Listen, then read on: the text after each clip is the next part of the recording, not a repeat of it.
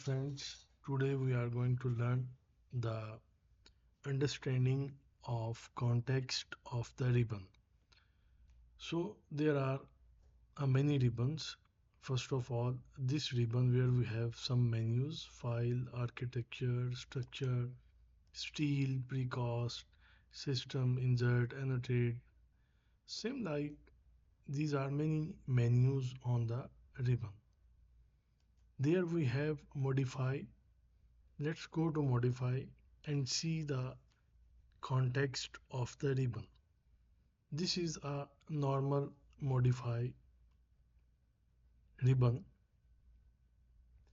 in which you can see no object is selected, neither anything we draw. So this is a modify panel. So let's say if I select a object on the left side in the properties, this is a basic roof. Once I select and see the modify panel, there is a context of the roof. Start from edit profile, vertical, edit work plane, pick new, and somehow for the draw option, face and work plane. So this is a context of the object in the modify panel.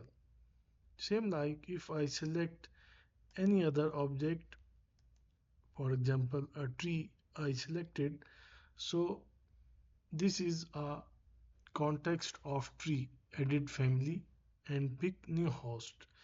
If I select on the empty place, then you see the normal context of the modify panel. So one thing you have to notice that if I select the object of tree, so you see there is another option after selection under the ribbon. This is called the option bar. Let's say now in the architectural ribbon we start to draw a wall.